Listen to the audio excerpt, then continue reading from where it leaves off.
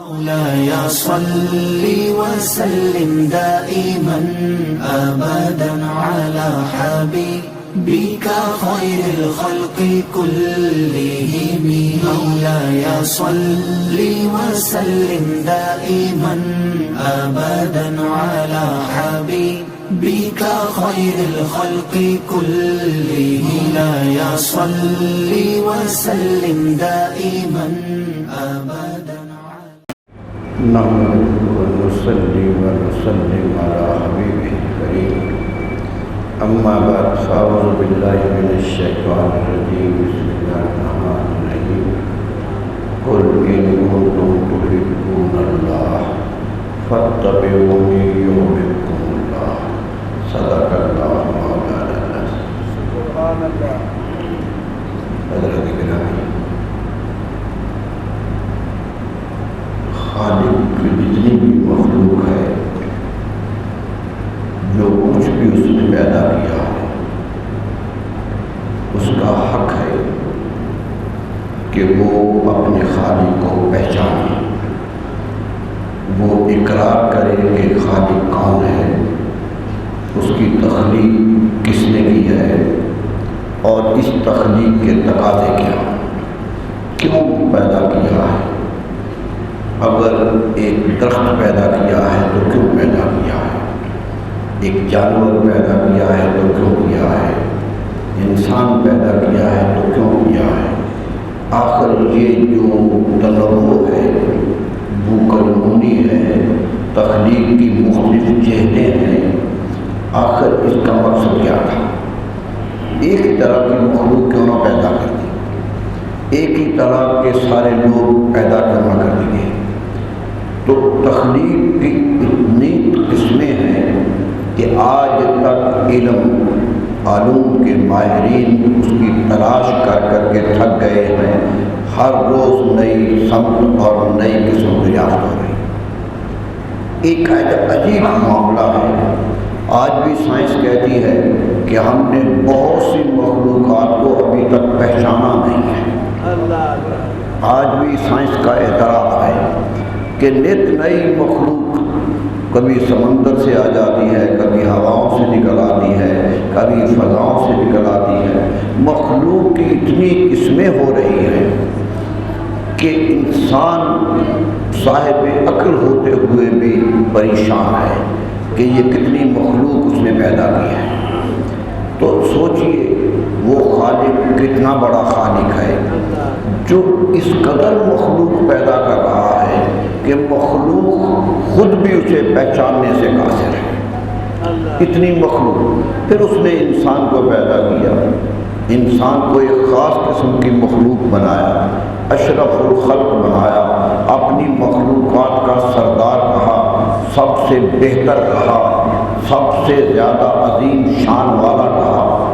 سب کچھ انسان کے بارے میں کہا گیا کہ زمین و آسمان تمہارے لیے پیدا کیے گئے ہیں، تمہارے لیے چاند اور سورج مسخر کیے گئے ہیں، یہ ساری مخلوقات تمہارے خاطر پیدا کی گئی ہے۔ تو وہ جو مقصد تھا ساری تخلیق کا وہ انسان تھا، لیکن انسان میں بھی اتنی اقسام پائی جا رہی ہیں، شکل و صورت میں مختلف، کوئی دو انسان ایک جیسے نہیں، کوئی کائنات تاریخ گواہ ہے کہ کوئی دو انسان ہم شکل نہیں، قریب الشکل تو ہو سکتے ہیں، ملتے جلتے تو ہو سکتے ہیں، ایک جیسے نہیں۔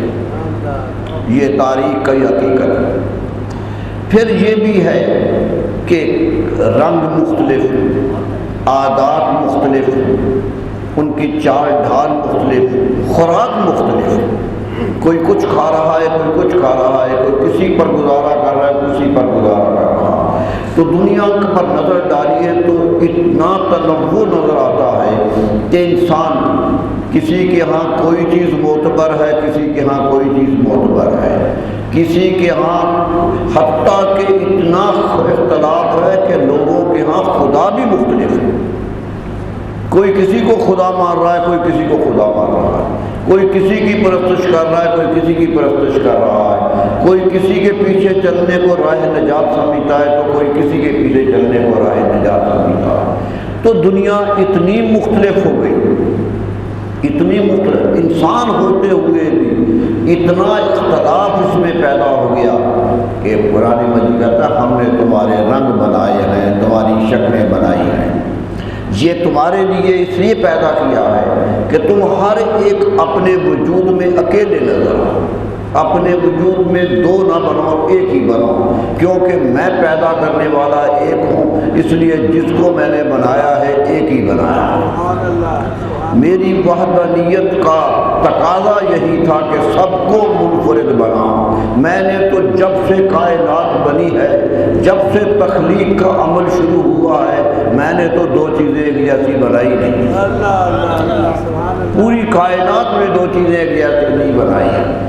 پوری کائنات کو اکٹھے کر لو، میدان حشر میں تو سارے اکٹھے ہو جائیں گے، سارے کھڑے ہو جائیں گے، سارے ہی مختلف ہوں گے، سارے ہی مختلف ہوں گے۔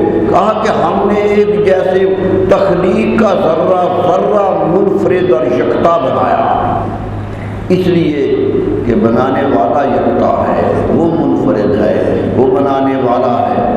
تک میں نے کئی دفعہ یہ بات کہی، آج کی تو سائنس یہاں تک چلی گئی ہے کہ ایک انسان کے جسم کے دو بال ایک جیسے نہیں، آج تو سائنس یہ کہہ رہی ہے، کسی درخت کے دو پتے ایک جیسے نہیں، رکھ لو پتے توڑ کے رکھ لو، فرق ضرور ہو جائے، اس لیے کہ ہر پتے پر اس نے اپنی کاریگری دکھائی ہے،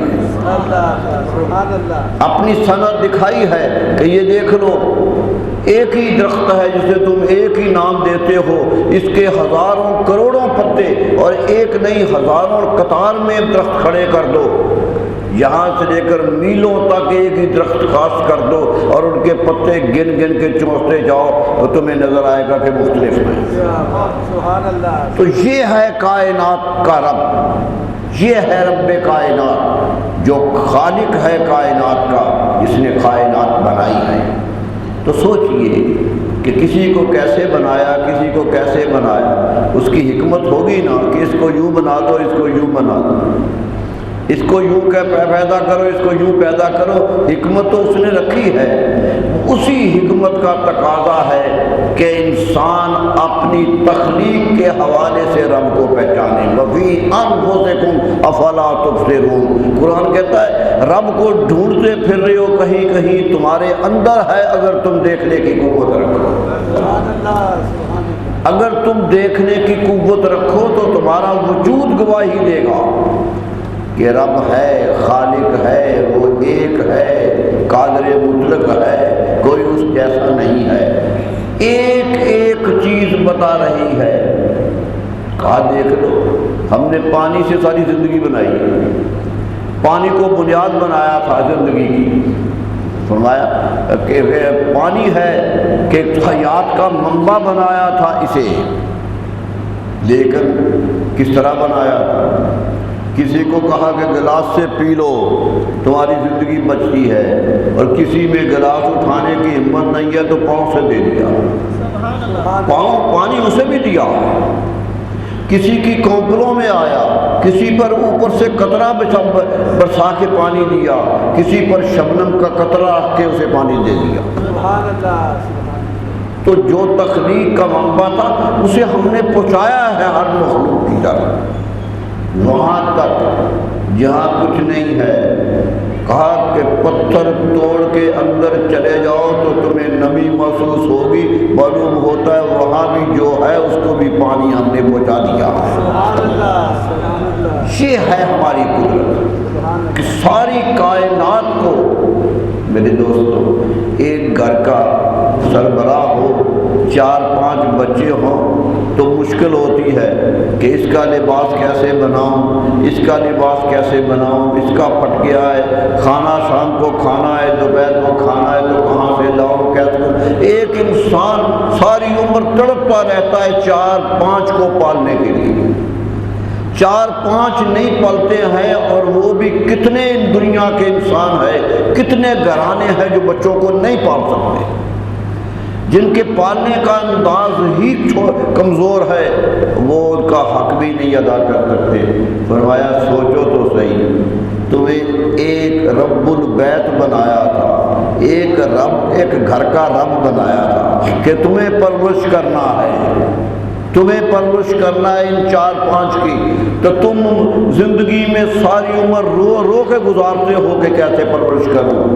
میری طرف دیکھو جو پوری کائنات کو پا رہا ہے، کائنات کو پا رہا ہے، کوئی کہیں بستا ہے، کوئی کہیں بستا ہے، کوئی پرندہ آسمان کی فضاؤں میں رہتا ہے، رزق اس کو بھی دیتا، رزق اسے بھی ملتا۔ خشک پیٹ صبح اٹھتا ہے تو بھوکا اٹھتا ہے اپنے آشیانے سے، لیکن رزق میں نے اس کا بکھیر کے رکھا ہوا ہے کہ یہاں سے لے کر شام کو پیٹ بھر کے گھر واپس آئے۔ تو میرا رازق ہونے کو دیکھو کیسے، تم رزق پر ترس جاتے ہو، ایک ملک کا انتظام تم سے نہیں چلتا ہے، کبھی یہاں بغاوت ہوتی ہے، کبھی یہاں بغاوت ہوتی ہے، کبھی یہاں قتل ہوتا ہے، کبھی یہاں قتل ہوتا ہے۔ ارے سارے سورسز، ساری معاونات بھی دیے تمہیں ایک شہر پر قابو پانا نہیں آتا ہے۔ اس خالق کا اندازہ کرو جو پوری کائنات کو کنٹرول میں رکھے، ساری کائنات کا قبضہ اس کے پاس ہے، جس کو جو چاہیے ملتا۔ بچہ پیدا ہوا کما نہیں سکتا تو ہمارا رزق کا انداز دیکھیے، ماں کے چھاتی سے رزق دے دیا، ماں کی چھاتی سے رزق دے دیا۔ بچہ بکری کا ہو یا جانور کا ہو، ہم نے رزق اس کی ماں سے اس کو دیا، رزق دیا کہ تاکہ پل جائے۔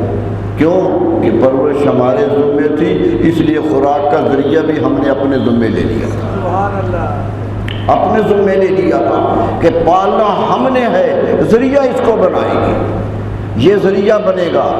زمین خشک ہے، کچھ نہیں ہوتا، اوپر سے پانی کے قطرے برسا کر زمین کو کھڑا کر دیتے ہیں۔ وہی زمین جو بنجر ہوتی ہے کیا ہوتی ہے؟ ایک قطرہ پڑتا ہے، معلوم ہوتا ہے وہ قطرہ حضرت عیسیٰ علیہ السلام کی طرح مردے کے جسم پہ کھڑا ہے اور کم باذن اللہ کہہ رہا ہے کہ آؤ میرے رب کا حکم آ گیا ہے، اب کھڑے ہو جاؤ۔ مردہ ٹہنی، خشک ٹہنی زندگی کی لہلہاتی فصل بن جاتی ہے۔ کہاں اوپر سے دیتے ہیں، تمہیں نیچے سے پانی نصیب نہیں ہوتا۔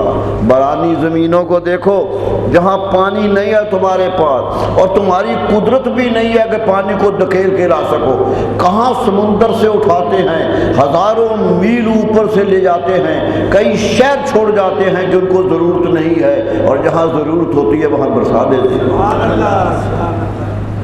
کتنے فاصلے طے کر کے آتے ہیں، اور اتنا پانی تو تم سارے جہاز کٹھے کر لو اٹھا نہیں سکتے جتنا ہم بادلوں کے پردے میں لے آتے ہیں۔ اتنا پانی اکٹھا کر سمندر کا سمندر ہی اٹھا کے لے آتے ہیں۔ دیکھا ہے نا، بارش برستی ہے تو لوگ کہتے ہیں سیلاب آ گیا۔ یہ سیلاب نیچے سے تو نہیں آیا، اوپر سے آیا، اوپر سے پانی برسا ہے۔ سوچو وہ قوت کتنی بڑی قوت ہے جو اتنے پانی کو آسمان پہ سنبھال کے لا جاتی ہے۔ اور جب جہاں ہوتا ہے، قرآن کہتا ہے بادل گزرتے ہیں، لوگ ترستی ہوئی نظروں سے دیکھتے ہیں، لوگ ترستی ہوئی نظروں سے دیکھتے ہیں، اور جہاں ہمارا حکم ہوتا ہے وہ برسنے لگتے ہیں، اور نہیں حکم ہوتا تو گزر جاتے ہیں۔ کیوں کہ خالق کے فیصلے ہم کرتے ہیں، خالق ہیں ہم، تخلیق کے فیصلے ہمارے فیصلے ہیں۔ اس لیے سوچو میرے دوستو کہ وہ قادر مطلق کتنی بڑی قوت والا ہے، کتنی طاقت والا ہے، زندگی کی رعنائیاں پیدا کرتا ہے۔ ایک خشک سی ٹہنی سے ایسی کمپل لے آتا ہے اور ایسا پھول پیدا کرتا ہے کہ سارے دنیا کٹھی ہو کر بھی ایسے رنگ نہیں بھر سکتی جیسے وہ ایک کلی میں رنگ بھر دیتا۔ رنگا رنگ مخلوق پیدا کرتا ہے، مخلوق کے رنگ چھڑاتا ہے، اور جتنی دیر چاہتا ہے وہ برقرار رہتی ہے، جب اس کی رضا نہیں ہوتی تو مرجھا پڑتی ہے۔ کبھی کلی نے ٹہنی سے ٹوٹتے ہوئے احتجاج نہیں کیا کہ اے اللہ میں ٹہنی پہ بڑی سج رہی تھی، تو نے مجھے توڑ دیا۔ کیوں کہ وہ سمجھتی ہے کہ مجھے جتنی دیر کے لیے خالق کی رضا تھی بنانا، اس کی رضا ہے مٹانا۔ یہ تو انسان رونے لگتا ہے نا، انسان چیخنے لگتا ہے کہ یہ ہو گیا، یہ چلا گیا، کیوں رونے لگتا ہے؟ وہ سمجھتا اسے میرے پاس رہنا چاہیے، لیکن قدرت کا فیصلہ ہے کہ دیا تو ہم نے تھا، نہ دیتے تو تم کیا کر لیتے؟ سارے دنیا کے حکیم اکٹھے ہو کر بھی ایک ماں کو بچہ نہیں دے سکتے جب تک ہماری مرضی نہ ہو۔ سبحان اللہ۔ دیکھ لو، دیتے ہیں ان کو، دیتے ہیں جنہیں شعور نہیں ہے، ان کو دیتے ہیں جہاں تم تصور بھی نہیں کر سکتے ہو۔ تو میرے دوستو، قدرت کہتی ہے پیار کرو مجھ سے، محبت کرو مجھ سے، خالق ہوں میں تمہارا، میں تمہیں پیدا کرنے والا ہوں، یہ چلتے پھرتے اپنی طاقت سے نہیں ہو، میری قوت سے چلتے ہو۔ جب میں چلنے کا فیصلہ کر لیتا ہوں کہ نہیں چلنا تو ایک قدم بھی نہیں اٹھاتے، ایک قدم بھی نہیں اٹھتا ہے، منزل سامنے ہوتی ہے، راستے میں دم توڑ دیتے ہو کہ قدرت کا حکم نہیں ہے وہاں پر۔ تو کہا جب سب کچھ اس کا ہے، جب سب رضا اس کی ہے، تو انسان باغی کیوں؟ انسان اس کے سامنے سر کیوں نہ جھکا دے؟ کیوں نہ سر جھکا کے کہے کہ اللہ تو نے دیا تھا تو تیرا شکر ہے، تو لے رہا ہے تو تیرا شکر ہے، تو اتنا دیتا ہے تیرا شکر ہے، تو کم دیتا ہے پھر بھی تیرا شکر ہے، نہ زیادہ کا میں حقدار ہوں نہ کم کا حقدار ہوں، یہ تو تیرا فیصلہ ہے کہ کم کسے دینا ہے زیادہ، یہ تو فیصلہ تیرا ہے۔ سوچئے اگر انسان اس نہج پہ سوچنے لگ جائے تو بے ایمانی ہوگی۔ بے ایمانی تو اس لیے کرتا ہے، رشوتیں اس لیے لیتا ہے، دنیا سے دھوکہ اس لیے کرتا ہے کہ میرے پاس وہ آ جائے جو نہیں ہے۔ تو کبھی سوچے کہ رب کی مرضی نہیں تھی تیرے پاس آنے کی، تو کیوں کوشش کر رہا ہے؟ جب رب کی مرضی ہوگی تو وہ وہاں سے دے گا۔ قرآن کہتا ہے یرزق من یشاء بغیر حساب، جس کو ہم چاہتے ہیں بغیر اندازے کے دے دیتے ہیں، گمان بھی نہیں ہوتا کہ یہاں سے ملے گا وہاں سے دے دیتے ہیں۔ گمان تھا صالح علیہ السلام کی قوم کو کہ قدرت پیدا کرنے والی ایک پتھر سے اونٹنی پیدا کر دی، وہ تو سمجھتے تھے اونٹنی کا بچہ اونٹنی ہوتا ہے۔ قدرت نے کہا نہیں، یہ تمہاری بھول ہے، یہ تمہاری عادت ہے یوں پیدا کرنا، یہ تو عادت ہے الہیہ کیسے پیدا کرتا ہے۔ دیکھ لو ایک نبی کی درخواست آئی ہے تو ہم نے پتھر سے اونٹنی پیدا کر دی۔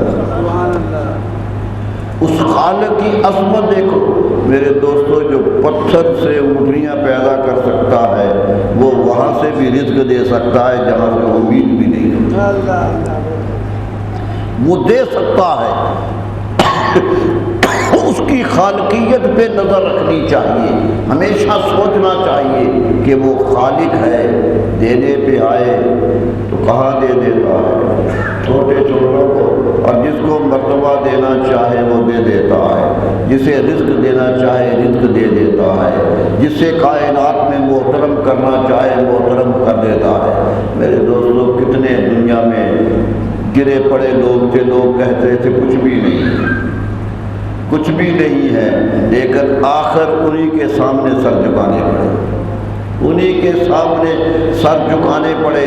یہ بات تو تل ملک من تشاء، قرآن کہتا ہے جس کو چاہتے ہیں ہم ملک دیتے ہیں، وَتَنزِعُ الْمُلْكَ مِمَّن تَشَاءُ، اور جس سے چاہتے ہیں ملک چھین لیتے ہیں۔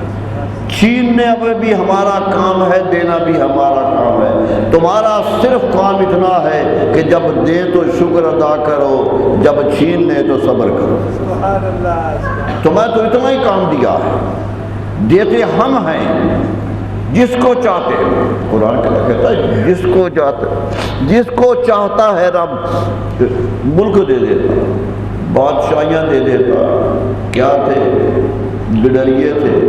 نادر شاہ اونٹ چرایا کرتا تھا ایران میں، ہندوستان کا بادشاہ بن گیا۔ قدرت کہہ رہی تھی کہ ڈریے کو ہم نے بادشاہ بنا دیا ہے، کبھی دیکھو بادشاہت تمہاری مرضی سے بنتی ہے، تمہاری مرضی سے بنتی ہے، اگر دیا ہے تو شکر کرو اس نے دیا ہے، اور جس خاطر دیا ہے اس پر عمل کرو، ورنہ ہم چھیننے کی بھی قوت رکھتے ہیں۔ ارے ملک کیا چھیننا ہے، تمہاری جان بھی چھین سکتے ہیں، جب تو تمہاری جان ہی تمہارے قبضے نہیں، کہتے ہو میری جان ہے، میری جان ہے تو اسے بچا کے دکھاؤ، وہ تو امانت ہے کسی کی۔ قرآن مجید کہتا ہے قیامت کے روز اب حساب کتاب لیں گے انسانوں سے تو انسان کے ہاتھ بولنے لگ جائیں گے، اعضاء بولیں گے کہ یا اللہ یہ کام اس نے برا کیا تھا اور مجھ سے کروایا تھا۔ کہا ایسی کیفیت پیدا ہو جائے گی کہ انسان کے اعضاء بول بول کے اس کا حساب دینے لگ جائیں گے، تو انسان پریشان ہو جائے گا کہ یہ کیا ہو گیا، یہ ہاتھ تو میرا تھا آج میرے خلاف، یہ پاؤں تو میرا تھا آج میرے خلاف بیان دے رہا ہے، یہ دماغ تو میرا تھا میرے خلاف جا رہا۔ کہا انسان پریشان ہو جائے گا اور کہے گا یا اللہ یہ کیا ہو گیا ہے، یہ تو میری چیزیں تھی، یہ کیا میرے خلاف بول رہے ہیں۔ فرمایا یہی تمہیں غلط فہمی تھی، یہی تمہاری بھول تھی، یہ تمہاری نہیں تھی، ہماری امانتیں تھیں۔ ہاتھ دیا تھا تو ہاتھ ہماری امانت تھا، اس لیے دیا تھا کہ ہمارے حکم کے مطابق اسے استعمال کرو۔ پاؤں دیے تھے تو ہم نے دیے تھے، کتنے ہیں جن کو پاؤں نہیں دیتے، کتنے ہیں جو پنج سے پاؤں چھین لیتے۔ کہا یہ دیے ہیں تو ہماری عنایت سمجھو، ہماری محبت سمجھو کہ تمہیں دے دیا ہے، اسے ہمارے لیے استعمال کرو جہاں ہم حکم دیں، جہاں جانے کا ہم کہتے ہیں وہاں جاؤ، ثواب ہی ثواب ہوگا، ہم بھی خوش ہوں گے، تمہاری زندگی بھی کامیاب ہوگی۔ لیکن آج سوچ لو یہ تمہارے نہیں تھے، ہمارے تھے، یہ سارا جسم ہمارا دیا ہوا تھا، تم نے ہماری امانتوں میں خیانت کی ہے، اس لیے سزا دی جا رہی ہے۔ یہ امانت اگر آدمی سوچ لے کہ جو کچھ رب نے دیا ہے وہ اس کی امانت ہے، اور امانت خرچ اسی پر ہونی چاہیے جس نے امانت رکھی ہے، اس کے مطابق وہی ہوگا۔ نبی صلی اللہ علیہ وسلم دیکھیے ہم تو پرواہ نہیں کرتے، پاؤں غلط ہو جائے ہو جائیں، ہاتھ غلط ہو جائے ہو جائیں، زندگی کی کوئی خرابی ہو جائے، خرابیاں کرنے میں ہم دلیر ہیں اور بڑی دلیری سے خرابیاں کرتے جا رہے ہیں۔ لیکن میرے دوستو یاد رکھیے کہ یہ سب اللہ کی امانتیں ہیں جو انسان کے جسم کو عطا کر دی گئی ہیں، اگر اس میں خیانت ہوگی تو دینے والا پوچھے گا، ضرور حساب لے گا کہ وہ کہے گا ہاتھ دیے تھے کہاں استعمال کیے، پاؤں دیے تھے کدھر چل کے گئے، ذہن دیا تھا کیا سوچتے رہے، زبان دی تھی کیا بولتے رہے۔ یہ سوال اس نے کرنے ہیں، یہ قیامت کے سوال ہیں، اور اس وقت کہیں گے تو کہ یا اللہ یہ کیا ہو گیا، ہاتھ تو میرے تھے میرے خلاف بیان دے رہے، ٹانگیں تو میری تھی میرے خلاف، فرمایا یہی تم بھول کے آئے تھے، یہ ہماری امانتیں تھیں جو تمہارے پاس تھی۔ نبی صلی اللہ علیہ وسلم نے فرمایا، صحابہ کے درمیان بیٹھے ہوئے تھے، صحابہ تمہیں میں اسلام کی سب سے بڑی منزلت کا ذکر کروں کہ اسلام کی سب سے بلندی کیا؟ حدیث کے الفاظ ذروۃ السلام، سلام کہتے ہیں اونٹ کے کوہان کو، جو اونٹ کے درمیان اونچی جگہ ہوتی ہے اسے کہتے ہیں سلام عربی میں، اور ذروہ کہتے ہیں چوٹی کو، یعنی کوہان کی چوٹی کا ذکر کروں۔ اگر اسلام ایک کو تشبیہ دو ایک اونٹ سے، تو اس کی جو بلندی کی انتہا ہے اس کا ذکر کروں، اسلام سب سے بڑا بلند کیا، کس ترتیب سے، کس محبت سے سجایا کہ ذروۃ السلام ہی، اسلام کے کوہان کی سب سے بڑی بلندی کا تمہیں ذکر بتاؤ۔ صحابہ نے کہا حضور بتائیے، وہ تو منتظر بیٹھے تھے۔ فرمایا، صحابہ کہتے ہیں کہ حضور صلی اللہ علیہ وسلم نے اپنی زبان مبارک باہر نکالی، تھوڑی سی زبان نکال کے دونوں انگلیوں میں پکڑ لی، انگوٹھے اور انگشتیں شہادت سے پکڑ لی، فرمایا کف علیک ھذا، اس کو پکڑ کے رکھو، اس کو بچا کے رکھو، گناہوں کی بنیاد بنتی ہے یہ گناہوں کی بنیاد بنتی ہے، اسے روکو۔ ایک ایک کلمے پر حساب ہوگا، ایک ایک جملے پر حساب ہوگا۔ وہ اسلام بلند ترین انسان کا اسلام ہے جس کی زبان کا ہر لفظ راہ راست پہ جائے اور برائی کا ترجمہ نہ بنے۔ سب سے بڑا اسلام اس کا ہے جس کی زبان، میرے دوستوں سوچیے، مثال تو نہیں دینی چاہیے لیکن سمجھانے کے لیے، نبی صلی اللہ علیہ وسلم نے 63 سال زندگی گزاری دنیا میں، قمری مہینے کے حساب سے 63 سال زندگی۔ کوئی واقعہ بچپن سے لے کر دنیا سے جانے تک اگر کسی کو پتہ ہے اور وہ بیان کرتا ہے کہ آپ بچپن میں یوں بات کرتے تھے، حضرت حلیمہ کے ہاں یوں تھے، واپس سفر کرتے ہوئے یوں عمل کرتے تھے، پاؤں یوں رکھتے تھے، بات یوں کرتے تھے، ایک ایک جملہ جو زبان رسالت سے نکلا ہے اس وقت سے لے کر قیامت تک کے لیے حجت ہے یا نہیں؟ حجت ہے یا نہیں ہے؟ فرمایا یہ انتہا ہوتی ہے کہ زبان کا کوئی جملہ بھی ضائع نہ جائے، ہر جملہ جو ہے لوگوں کے لیے رہنمائی بن جائے۔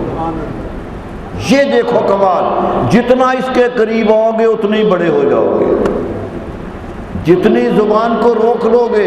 دیکھ لو نبی صلی اللہ علیہ وسلم کی زبان کے بارے میں ایک کہ جو نکلتا ہے، صحابہ تو کہتے ہیں زبان سے لفظ نکلتے ہی نہیں تھے، کأن النور ينحدر من بین الثنایا، فرمایا ہم دیکھتے تھے کہ دانتوں کے درمیان سے نور نکلتا تھا۔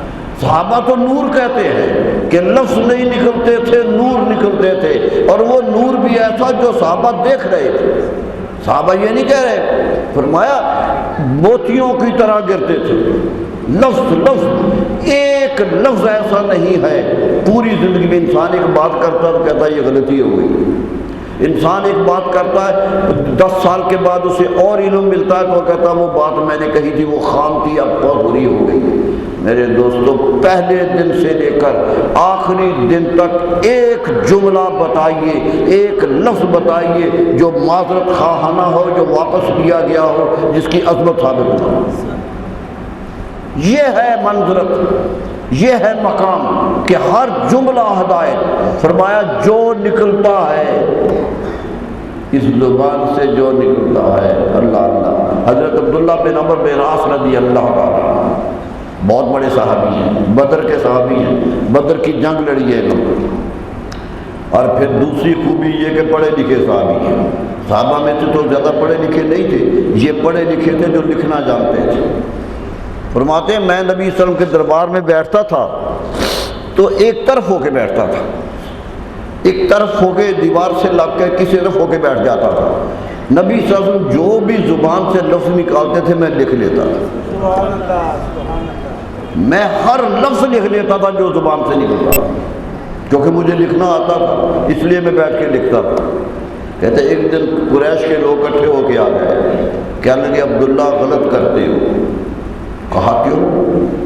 کہا نبی صلی اللہ علیہ وسلم کبھی ہنس رہے ہوتے، ہنسی میں بات کر رہے ہو تم وہ بھی لکھ لیتے، کبھی کسی بچے سے بات کر رہے ہیں، بچے کی توتلی زبان میں بات کر رہے ہیں تم وہ بھی لکھ لیتے، کبھی وہ کسی دشمن آیا ہے، کوئی قاتل آیا ہے، اس سے سختی سے بات کر رہے ہیں تم وہ بھی لکھ لیتے۔ تو ایسا نہ کیا کرو، جو حکم خدا کا دیں، جو اللہ کا حکم پہنچائے وہ لکھا کرو، باقی تو معمول ہے زندگی کا، باقی تو زندگی کے معاملات ہیں، کرتے رہتے ہیں۔ کہتے مجھے خیال آ گیا کہ شاید میں غلط کرتا تھا، شاید میں غلط کرتا تھا۔ کہتے اس دن سے میں نے لکھنا چھوڑ دیا۔ خود عبداللہ بن عمر بن عاص کہتے ہیں، ایک میں بتا دوں بات، ان کا جو مجموعہ ہے حدیث تیار ہوا ہے اس کا نام الصادقہ ہے۔ صادقہ پہلا حدیث کا مجموعہ جو پورے عالم اسلام میں بنا وہ الصادقہ ہے۔ عبداللہ بن عمر بن عاص کا مجموعہ سب سے پہلا مجموعہ ہے۔ امام بخاری نے جب بخاری لکھنی شروع کی تو سب سے پہلے صادقہ کوئی سامنے رکھا، کہتے تھے اس سے بڑا مجموعہ ہی کوئی نہیں۔ تو اتنا بڑا لکھنے والا کاتب وحی لکھنا چھوڑ دیا. کہتے ہیں میں خاموش ہو گیا کہ شاید غلطی کرتا تھا، شاید یہ مجھے نہیں کرنا چاہیے تھا، چھوڑ دیا. کہتے ایک دن دربار رسالت لگا تھا، نبی صلی اللہ علیہ وسلم گفتگو فرما رہے تھے، میں ایک طرف بیٹھا تھا کہ اچانک نظر رحمت مجھ پہ آ گئی. قسمت والے تھے، نظر گھومتی ہوئی وہاں چلی گئی.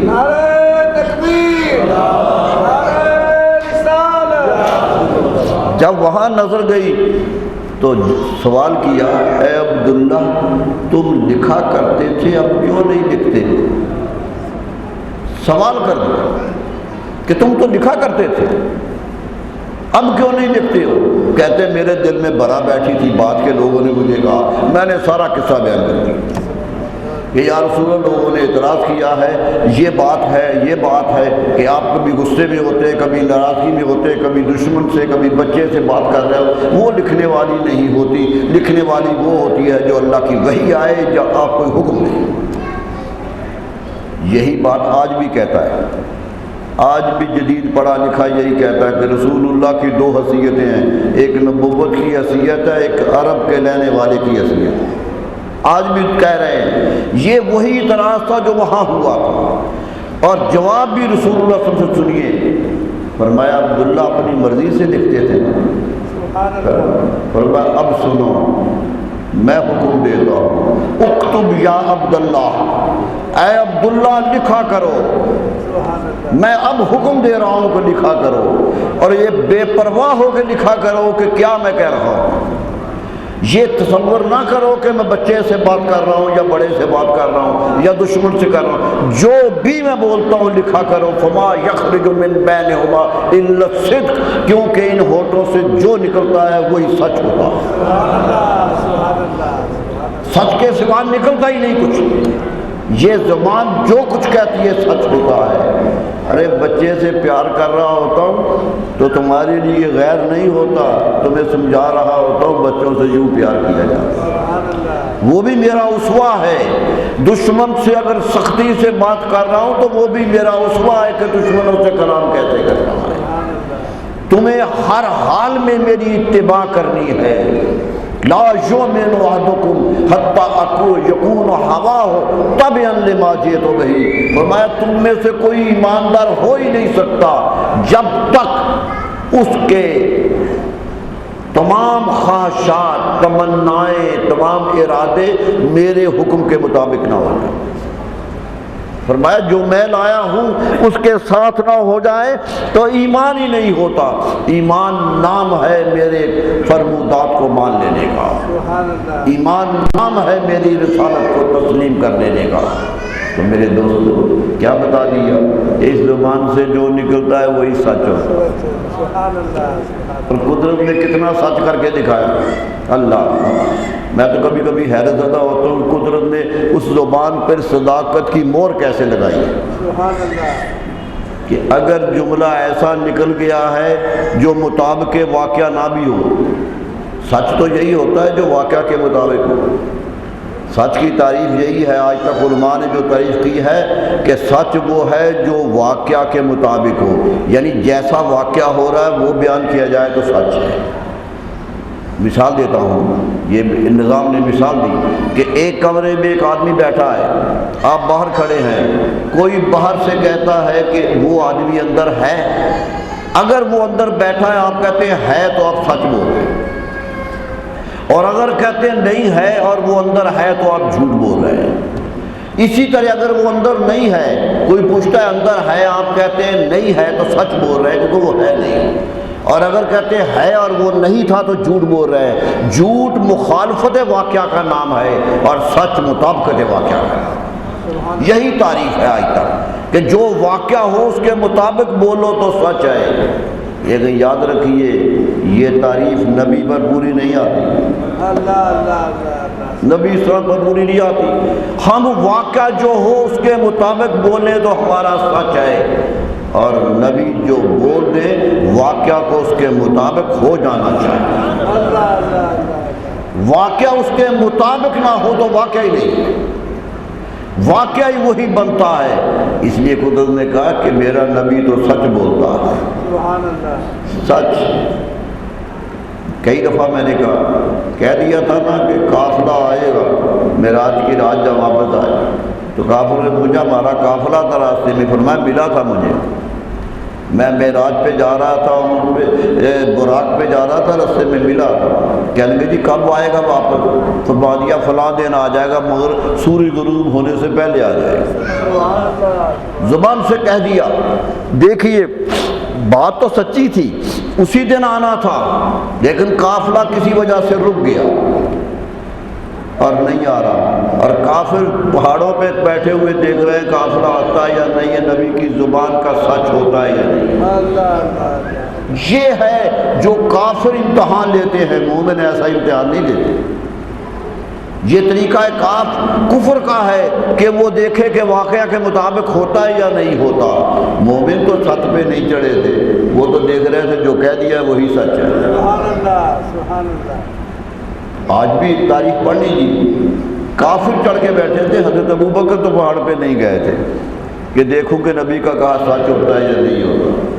میرے دوستو وہ سچ نہیں, وہ سمجھتے جو کہہ دیا ہے وہ سچ ہے. سبحان اللہ. وہ بیٹھے تھے, سورج غروب ہونے لگا, قافلہ نہیں آیا تو کیا حدیث کہتی ہے؟ سبحان اللہ. قدرت نے کہا سورج کو روک لو. روک لو. میرے رسول صلی اللہ علیہ وسلم نے کہا تھا کہ غروب تب ہوگا جب قافلہ آ جائے گا. قافلہ جب بھی آئے سورج اس وقت غروب ہو, سورج کو رک جانا چاہیے. رکا یا نہیں رکا؟ وہ واپس آیا کہ نہیں آیا؟ الذی ردت علیہ الشمس وانشق القمر, وہ ذات مبارک جس سے سورج واپس آ جاتا ہے, چاند ٹوٹ جاتا ہے. کانا امیًا ولکن عندہ ام الکتاب, کہنے کو تو وہ امی تھے لیکن ام الکتاب ہاتھ میں پکڑی ہوئی تھی. ہاتھ میں لے کے آئے تھے ام الکتاب, جو کہتی ہے لا رطب ولا یابس الا فی کتاب مبین, کہ دنیا کی کوئی خشک و تر چیز نہیں ہے جو اس کتاب کے اندر نہیں ہے. جب اس کتاب کے اندر ہے تو لانے والے کو خبر ہے یا نہیں ہے؟ لانے والے کو خبر ہے یا نہیں ہے؟ کوئی نادمور ہے. تو روک دیا. قدرت نے کیا فیصلہ دیا کہ یاد رکھو واقعات ہوتے رہتے ہیں, جب واقعہ ہو تو بیان کرو, تمہارا سچ ہے, لیکن میرا نبی جو کہہ دے ہم واقعہ اس کے مطابق کر دیتے ہیں. واقعہ اس کے مطابق کر دیتے ہیں. ارے سورج روکنا تھا, نظام شمس میں فرق پڑتا تھا نا. یہ شمس و قمر کا نظام ہے, وہ چلتے ہیں گردش میں, وہ مقررہ راستے پہ چلتے ہیں, خود قرآن کہتا ہے. کہا لیکن یہ چلتے کیوں ہیں؟ ان سب کی تخلیق کا مرکز تو میرا رسول کی ذات ہے, ان کی خاطر تو ان کو پیدا کیا ہوا ہے. اگر سورج کی چال سے نبی پر الزام لگ جائے تو سورج کو چلنا نہیں چاہیے, رک جانا چاہیے کہ نبی کی صداقت ثابت ہو جائے. اور دیکھو ثابت کر دی قدرت نے, بتا دیا کہ یہ بات واضح رہے کہ نبی اس طرح سچا ہوتا ہے کہ جو کہہ دے وہ ہو جاتا ہے. وہ کہہ دے, لوگ تو صوفیاء کے بارے میں کہتے ہیں ولی اللہ جو کہتے ہیں وہ ہو جاتا ہے. لوگ تو ولیوں کے بارے میں یہ کہتے ہیں کہ کوئی اللہ کا بہت بزرگ ہے کہہ دیتا ہو جاتا. میں نے کئی دفعہ کو بنایا, حضرت بابا فرید گنج شکر کہتے ہیں رضی اللہ. کسی مریض نے پوچھا حضرت بابا جی سے, بابا جی کافی دن ہو گئے میں آپ کی خدمت کر رہا ہوں, کافی دن ہو گئے آپ کی خدمت میں, صبح شام بیٹھا رہتا ہوں, آپ کبھی کوئی مریض آتا ہے وہ کہتا ہے حضور بڑی تکلیف ہے, آپ کہتے ہیں اللہ, ہاتھ اٹھاتے ہیں اور کہتے ہیں اللہ شفا دے گا, اور میں نے بعد میں پتہ کیا اسے شفا ہو جاتی ہے.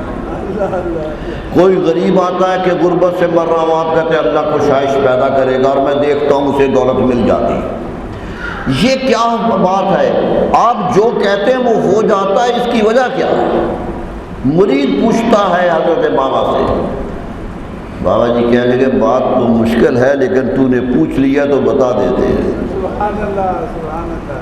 فرمایا بیٹا آج سے 27 سال پہلے حضرت خواجہ قطب الدین بختیار کاکی علیہ الرحمٰ نے مجھے مسند خلافت دی تھی، مجھے خلیفہ بنایا تھا اپنا حضرت خواجہ بختیار نے، اور کہا تھا کہ بیٹا لمبی چوڑی میں نصیحتیں نہیں کرتا، میں تمہیں بہت سارے فرمان نہیں دیتا، صرف ایک جملہ میرا یاد رکھو کہ جو رب کہے وہ مان لیا کرو، سبحان اللہ سبحان اللہ، جو رب کہے وہ مان لینا ہے، بس میری نصیحت یہی ہے، بابا جی جاؤ تمہیں آزادی ہے۔ تو کہا بیٹا یاد رکھو 27 سال ہو گئے ہیں، مجھے کوئی واقعہ یاد نہیں پڑتا کہ میرے رب نے کچھ کہا اور میں نے کچھ اور کیا، جو میرے رب نے کہا میں نے مان لیا ہے۔ تو بیٹا میرا رب تو بڑا رحیم و کریم ہے، وہ تو بڑا رحم کرنے والا، وہ تو تھوڑی سی عمل کو مان لیتا ہے، میں نے یہ کیا وہ رحیم کریم ہو کر رحم پر آ گیا، اب میں کچھ کہتا ہوں تو وہ مان لیتا ہے۔ تو بات سیدھی سی ہے کہ یہ قانون ہے قدرت کا کہ میری مانو گے تو تمہاری بھی مانی جائے گی، یہی عمل ہے۔ ہماری بدقسمتی یہ ہے کہ ہم منوانا چاہتے ہیں لیکن اس کی ماننا نہیں چاہتے، سب سے بڑی خرابی یہ ہے کہ ہم اس کو ماننا نہیں چاہتے، اس کا حکم سامنے ہوتا ہے اور ہم پیچھے ہٹ چکے ہوتے ہیں، لیکن ہم چاہتے ہیں کہ ہماری زبان کا نکلا ہوا ولایت بن جائے۔ میرے دوستو نہیں، اس کی بات مانو گے تو وہ تو رحیم و کریم ہے، ماننے لگ جاتا ہے۔ یہی بات اور نبی صلی اللہ علیہ وسلم نے جو مان کے دکھائی ہے، کائنات کا کوئی فرد نہیں مان کے دکھایا۔ یقین کیجئے رب کی وحدانیت کا جو درس رسول اکرم صلی اللہ علیہ وسلم نے کیا تھا، دنیا کا کوئی انسان ایسا درس نہیں دے سکتا، ثابت کر دیا کہ رب ہے گا۔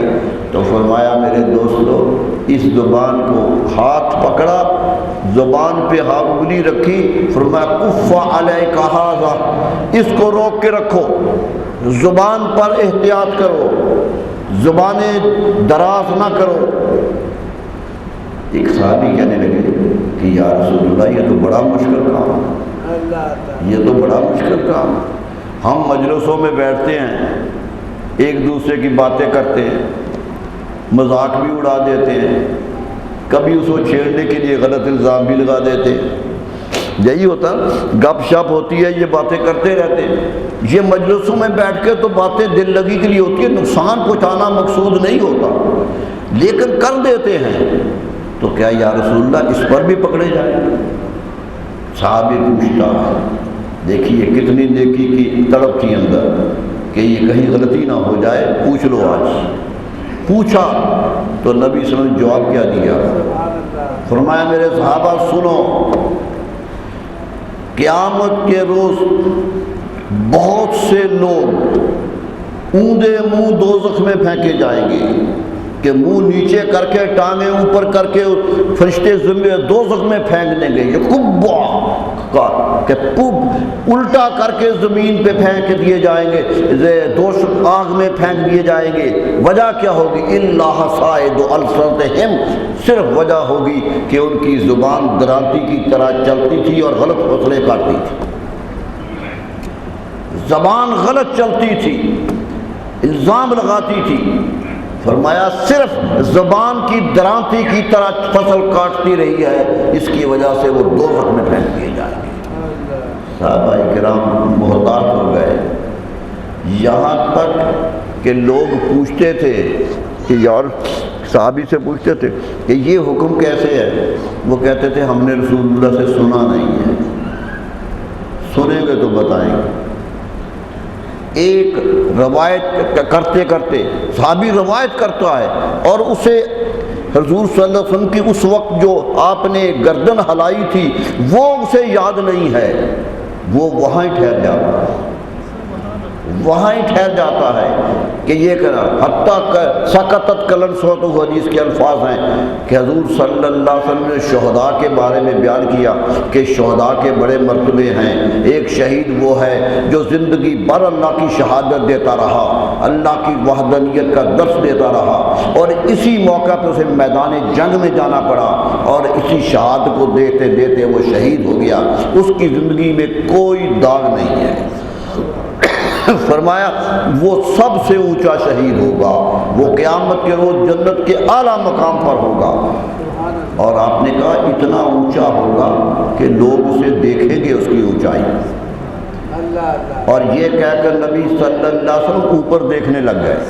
صحابہ کہتے ہیں آج یہ کہہ کر حضور کا چہرہ مبارک اٹھ گیا آسمان کی طرف کہ یوں اتنا اونچا ہوگا وہ لوگ دیکھیں گے. حدیث کے الفاظ ہیں حتیٰ سقطت قدم صوتہ, اتنا اونچا دیکھا کہ سر سے ٹوپی گر گئی. یہ حدیث کے الفاظ.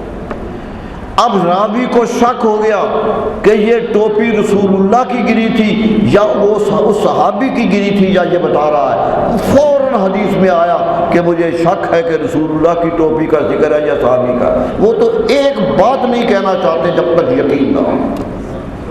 فوراً پیچھے ہٹ گئے کہ یہ ٹوپی ان کی تھی یا رسول اللہ صلی اللہ علیہ وسلم کی تھی. واقعہ بیان کر رہے ہیں لیکن ایک بات پر ذرا تردد ہے جو بیان نہیں کرتے. میرے دوستو, ہم تو خواہشات سے بولتے ہیں. ہماری تو خواہش یہ ہوتی ہے کسی کے بارے میں غلط خواہش ہو تو غلط بولتے ہیں, کسی کے بارے میں اچھی خواہش ہو تو اچھے بولتے ہیں. میرے دوستو نہیں, واقعات کے مطابق زندگی گزارنا یہی اسوہ رسول صلی اللہ علیہ وسلم. زندگی زبان سب سے بڑی نعمت ہے اللہ کی. میرے دوستو, عرب تو کہتے تھے کہ انسان کا حیوان سے نسبت جو ہے, انسان بھی تو حیوان ہے. حیوان وہ ہوتا ہے جس میں حیات ہو. حیوان کا معنی یہ ہے جس میں زندگی ہو, تو زندگی تو انسان میں بھی ہے. تو حیوان تو یہ بھی ہے, لیکن عرب کہتے ہیں فرق کیا ہے؟ الانسان حیوان ناطق, انسان حیوان ضرور ہے مگر بولنے والا. یہ نطق جو ہے اس کی فضیلت ہے. اس فضیلت کی حفاظت کرو میرے دوستو, اس فضیلت کی حفاظت کرو کہ قیامت کے روز اس زبان کی کاٹی ہوئی فصل کہیں تباہی نہ کر دے, کہیں عذاب کی مستحق نہ کر دے. ایک ایک لفظ کہو, وہ کہو. آج صحابہ کا اسوہ ہمارے سامنے ہے. وہ جو کچھ کہتے تھے وہ دیکھتے تھے. حتیٰ کہ صحابی رسول صلی اللہ علیہ وسلم ہے, رسول اللہ صلی اللہ علیہ وسلم کا واقعہ بیان کر رہے ہیں اور آپ نہیں ہیں. کسی دوسرے صحابی نے آ کر ان سے بیان کیا کہ میں دربار میں گیا تھا, یہ واقعہ ہوا. بیان کرنے والا بھی صحابی ہے, آگے بیان کرنے والا بھی صحابی ہے, لیکن صحابی کہتا ہے کہ میں نے فلاں صحابی سے سنا ہے, کبھی نہیں کہے گا کہ میں نے رسول اللہ سے سنا. یعنی احتیاط اس حد تک آ گئی تھی. میرے دوستو, آج معاشرے کی سب سے بڑی خرابی زبان ہے.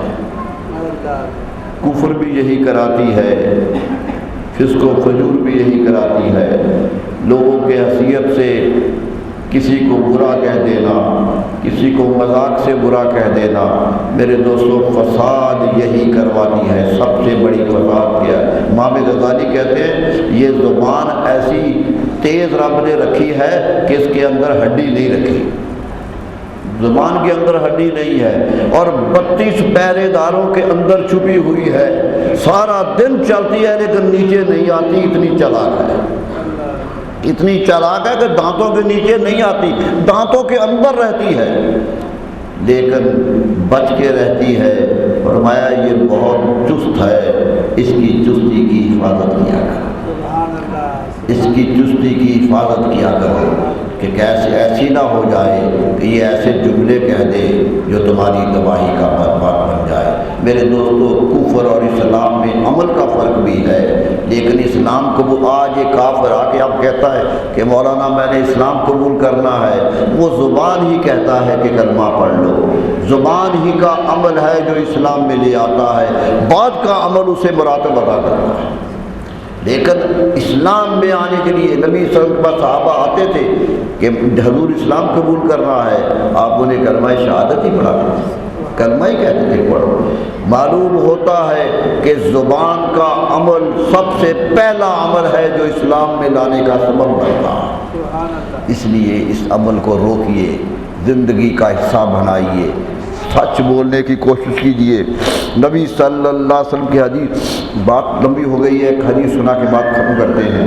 نبی صلی اللہ علیہ وسلم فرمایا ایاکم علیکم بالصدق، تم پر لازم ہے کہ سچ بولا کرو، حکم دیا علیکم بالصدق۔ عربی کا طالب علم جانتا ہے یہ حکم کتنا سخت ہے کہ تم پر لازم ہے کہ سچ بولو۔ وَإِيَّاكُمْ وَالْكَذِبَ، اور خبردار جھوٹ نہیں بولنا، خبردار جھوٹ نہیں بولنا ہے، سچ بولا کرو۔ سچ کی تمہیں تلقین کی گئی ہے، کیونکہ جس نبی کو مانتے ہو انہوں نے اپنی نبوت بعد میں منوائی تھی، اپنی صداقت پہلے منوائی تھی۔ سبحان اللہ، سبحان اللہ۔ عرب کا ماحول انہیں صادق کہتا تھا، 40 سال صداقت منوا کے پھر اعلان نبوت کیا، معلوم ہوا صداقت۔ قرآن مجید نے جب نبی کا ذکر کیا، حضرت ابراہیم کا وَاذْكُرْ فِي الْكِتَابِ إِبْرَاهِيمَ إِنَّهُ كَانَ صِدِّيقًا نَبِيًّا۔ ابراہیم علیہ السلام کی کتاب حیات پڑھیے گا، ان کی زندگی کے حالات پڑھیے گا، وہ سچے اللہ کے رسول تھے، نبی تھے، لیکن صدیق پہلے کہا، نبی بعد میں کہا۔ ساری انبیاء کا ذکر قرآن میں پڑھیے، قرآن سب سے بڑی شناخت نبی کی صدیق ہونے سے کرواتا۔ حضرت مریم کا الزام لگا کہ کنواری ہیں، بچہ آ گیا۔ ایک سوچنے والا سوچے گا کنواری کا بچہ کیسے آتا ہے، یہ لازمی کوئی خرابی ہوئی ہے، یعنی سب یہ تو عام انسان کی عقل کہتی تھی، وہ کوئی بیہودہ بات نہیں کہہ رہے تھے، وہ عقل کے مطابق کہہ رہے تھے اور بات سیدھی سی۔ لیکن قرآن مجید نے کہا کہ لوگوں یاد رکھو، میری مریم جو کہہ رہی ہے اس کو مان لو، وَأُمُّهُ صِدِّیقَہ، میرے نبی حضرت عیسیٰ کی ماں سچی تھی۔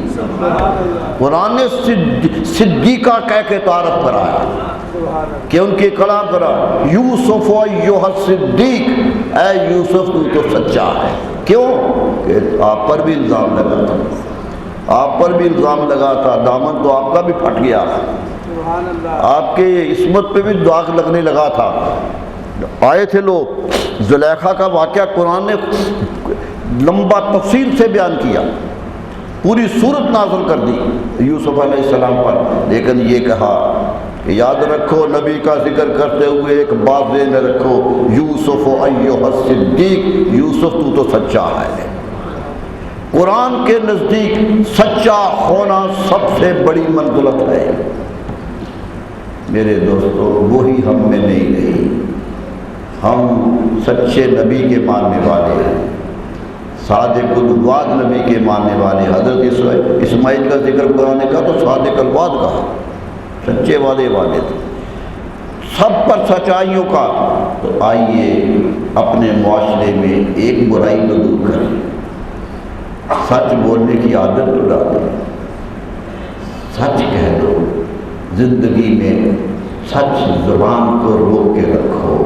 میرے دوستو، سچائی زبان سے نکلنے لگ جائے تو اللہ کو قبول ہو جایا کرتی ہے، ساری عبادات بھی قبول ہوتی ہے، جھوٹ بولنے والے کی تو عبادات بھی قبول نہیں ہوتی۔ اس لیے معاشرہ آج تقاضا کر رہا ہے، بڑے سے لے کر چھوٹے تک سب جھوٹ بول رہے ہیں، روز اخبارات بھرے ہوتے ہیں، جھوٹ کا پلندہ ہوتا ہے، ٹی وی نظریات دیکھو تو جھوٹ بول رہا ہوتا، ایک یہ جھوٹ بول رہا ہے کہ وہ جھوٹ بول رہا ہے۔ میرے دوستو، بات وہ کہو جو حقیقت واقعہ ہو، جو سامنے ہو۔ نبی صلی اللہ علیہ وسلم یہی ایک جگہ نہیں کہا، کافر یہی کہتے تھے آ کر کہ آپ ایک دفعہ منہ سے کہہ دیں کہ آپ کے معبود بھی ٹھیک ہوں گے، میں نہیں مانتا لیکن سچے ہوں گے، ہم آپ کو کچھ نہیں کہیں گے، یعنی سارے آپ کے پیچھے لگ جائیں گے، صرف ایک بددلی سے ہی صحیح ایک دفعہ کہہ دیجئے کہ یہ بھی سچے یہ بات یہ کہہ دیجئے. فرمایا یہ تو کبھی ہو نہیں سکتا، یہ کبھی ہو نہیں سکتا.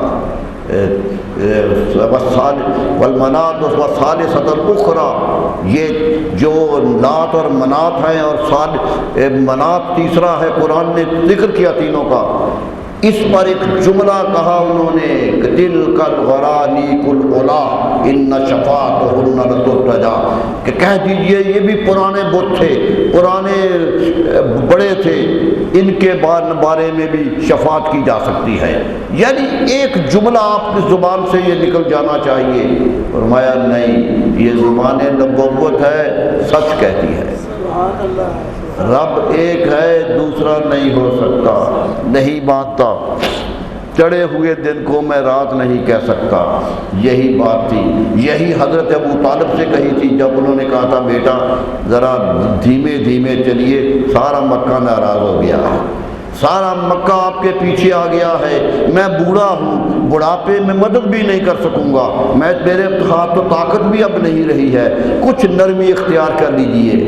تو فرمایا چچا جان آپ میرے لیے محترم ہیں، آپ میرے لیے قابل احترام ہیں، لیکن میں سچ بولنے کے لیے آیا ہوں، میں سچ بولنے کے لیے آیا ہوں. اگر آپ کو اپنے رشتہ داروں کا کوئی خوف ہے، مکے کے قریش کا خوف ہے، تو میں آپ کو اجازت دیتا ہوں آپ میری حمایت چھوڑ دیں، آپ میری حمایت چھوڑ دیں. میرا رب ہی کافی ہے جس نے مجھے رسول بنا کے بھیجا. میرے دوستو، سچائی کی خاطر اس مہربان چچا کو چھوڑنے کی پرواہ نہیں کی، پر نہیں، انہوں نے غیرت سے دیکھا کہ بھتیجا میرا تو بڑا کامیاب ہے، آگے بڑھ کے گلے لگا لیا. فرمایا بیٹا اب مجھے حوصلہ آ گیا ہے، جو چاہے کرو، میں تیرے ساتھ، میں تیرے ساتھ. بتا دیا کہ سچائی پہ کوئی مداہنت نہیں ہوتی، کوئی جملے چھوٹے بڑے نہیں ہوتے، چبا کے جملے نہیں کہا جاتے، لفظوں کا ہیر پھیر نہیں کیا جاتا، سیدھی سی بات کہی جاتی ہے، اور یہی حق ہے. اللہ ہمیں حق کہنے کی توفیق عطا فرمائے، اس نبی کی امت بننے کی توفیق عطا فرمائے جو سچ بولتے تھے، اور سچ کا پیغام قیامت تک انہی کے نام کی وجہ سے ہے. اللہ تعالیٰ کرم فرمائے، رحم کرے. اللہ تعالیٰ دعا ہے کہ اللہ تعالیٰ ہمیں رحم و کرم کی توفیق عطا فرمائے. مولاي صل وسلم دائما أبدا على حبيبك خير الخلق كلهم. مولاي صل وسلم دائما أبدا على حبيبك خير الخلق كلهم. مولاي صل وسلم دائما أبدا